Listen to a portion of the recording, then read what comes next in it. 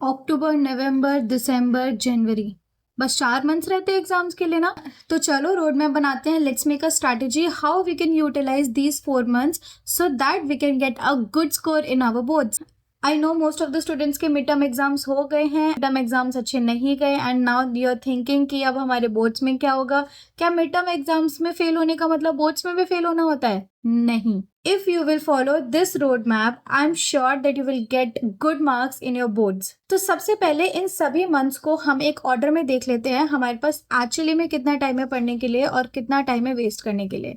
So starting from the October months में mostly festivals ही आते हैं, तो ज़्यादातर पढ़ाई नहीं हो पाती है, तो इसीलिए इस मंथ को हम इसी तरीके से लेके चलेंगे that we will not get too much time to get study. Talking about the November, तो वहाँ पर हमारे पास अच्छा खासा टाइम होता है फॉर द स्टडी एंड दिसंबर में हमारे प्री बोर्ड स्टार्ट हो जाते हैं and talking about the January, वहाँ पर प्रैक्टिकल स्टार्ट हो जाते हैं एंड कुछ स्कूलों में प्री बोर्ड्स भी कंटिन्यू रहते हैं इन जनवरी एंड फरवरी में तो आपका एग्जाम्स है ही। फर्स्ट ऑफ ऑल पहले आप खुद को रिकॉग्नाइज कर लो कि आपको कितना आता है और कितना नहीं आता। If you are one of the student जो अभी से पढ़ाई स्टार्ट कर रहे हैं then please follow this road map, it will be very helpful for you. So first जो 2 मंथ्स है आपके पास अक्टूबर और नवंबर, यहाँ पर आपको अपना पूरा सिलेबस कंप्लीट करना है एंड कंप्लीट सिलेबस का मतलब होता है कि you have to complete the NCERT questions also. I am only talking about the chemistry. So chemistry में टोटल 10 चैप्टर्स हैं for the board exams and in the 2 months we have 60 days. अगर हम 60 days को 10 chapter से divide करते हैं then we will get 6 days for each chapter and हर एक चैप्टर के लिए 6 दिन मिलना इज नॉट दैट बैड, बहुत ही अच्छा टाइम है आपके पास। आप इन 6 डेज में अपना पूरा कंप्लीट कर सकते हो एक चैप्टर को। And why I am only talking about the 6 days because आपके पास सिर्फ केमिस्ट्री नहीं, you have the physics also, you have the maths और बायोलॉजी ऑल्सो टू स्टडी। तो आपके पास एक सब्जेक्ट नहीं, आपके पास बहुत सारे सब्जेक्ट्स हैं पढ़ने के लिए। तो if I am talking about 6 days for 1 chapter, it means कि आप उन 6 दिनों में बाकी सारे सब्जेक्ट्स को भी धीरे धीरे स्टडी कर रहे हो। नाउ कुछ चैप्टर्स ऐसे होते हैं जो कि बहुत छोटे चैप्टर हैं, they will not even take you 6 days. For example if I talk about biomolecules, that chapter will only take the 2 days और 3 डेज टू गेट कंप्लीटेड, बहुत छोटा चैप्टर है। तो ऐसे चैप्टर्स का जो टाइम बचता है आप लॉन्ग चैप्टर्स में उसको यूटिलाइज कर सकते हैं, जैसे aldehyde ketone carboxylic acid, it is such a lengthy chapter. Now 6 days में आपको क्या क्या करना है फॉर जस्ट 1 चैप्टर। सबसे पहले 1 शॉर्ट वीडियो देख लो, योर फेवरेट। अगर आपके पास इतना टाइम नहीं है कि आप डिटेल नोट्स या डिटेल वीडियोस देख सकते हो किसी भी चैप्टर की, then please go for the 1 shot video, it will be equally helpful for you. And then after that 1 shot videos please sit and make your notes, जो पूरा notes का चार्ट होता है जहाँ पर आप शॉर्ट नोट्स बना रहे हो और द फॉर्मूला शीट्स बना रहे हो, आप वहाँ पर उसके साथ साथ उन शॉर्ट नोट्स के साथ वो शीट्स बनाते रहो। नाउ टॉकिंग अबाउट कि हमें इन 6 दिनों में चैप्टर्स को किस तरीके से कंप्लीट करना है। सो हमारी केमिस्ट्री 3 पार्ट्स में डिवाइडेड है, organic, inorganic and physical. Most of the students डरते हैं कि ऑर्गेनिक किस तरीके से होगी, हम लर्न नहीं कर पाएंगे। तो अगर आप देखो फिजिकल और इनऑर्गेनिक कंबाइंडली ऑर्गेनिक से ज़्यादा आ रही हैं। So if you think that you are strong enough in physical and inorganic chemistry, please आप उसको पहले उठा लो और ऑर्गेनिक को बाद में करना। तो suppose if you are taking the physical chemistry first, उसको पढ़ने का भी एक अलग तरीका बनाओ। So suppose you are taking the chapter electrochemistry, सबसे पहले उसका 1 शॉट वीडियो देखो, बिल्कुल बेसिक से, एक भी टॉपिक नहीं छोड़ना है। अगर आपको लग भी रहा है कि वो आता है but please soon low, 2 he 5 minute की अगर एक्स्ट्रा वीडियो चल भी जाएगी तो that will not harm you. तो वहाँ पर आप अपनी वीडियो कंप्लीट करने के बाद प्लीज़ एक शीट बनाकर बैठो, वहाँ पर सभी फॉर्मूलेज लिखना, शॉर्ट नोट्स बनाकर बैठो जहाँ पर सभी इंपॉर्टेंट लाइंस हैं वो वहाँ पर लिखनी है। तो इन 6 डेज में पहले आपने शॉर्ट नोट्स बनाए, देन आपने फॉर्मूला शीट बनाई है एंड देन इंपॉर्टेंट पॉइंट्स लिखे हैं। After that, start solving the question and always start from the solved example and in-text question from NCERT.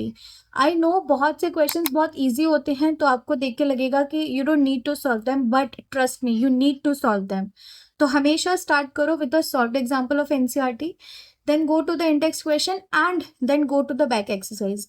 In 6 days में आपको ये questions complete कर लेने हैं at least. अगर टाइम बचता है then you can go for the PYQs also, it will be beneficial for you only. Now talking about the inorganic chemistry, तो वहाँ पर भी आपको इसी तरीके से करना है। First of all read the short notes. अब इनऑर्गेनिक केमिस्ट्री में फॉर्मूलाज इतने नहीं होते हैं बट थियोरेटिकल पार्ट ज़्यादा होता है। For example talking about DNF and coordination compound. So again, watch the one shot video or the detailed video and after that एक sheet लेकर बैठना है जहाँ पर सभी important points वहाँ पर लिखने हैं. If you want, I will upload all the short notes of all the chapters on my Telegram page. Let me know in the comment section. And now at last talking about the organic पढ़ने के लिए सबसे पहले in short video देख लो, enough होगा उसके लिए. NCERT book के अलावा कहीं बाहर नहीं जाना है to study, not for the questions. पढ़ने के लिए अभी आपको एनसीईआरटी से बाहर नहीं जाना है.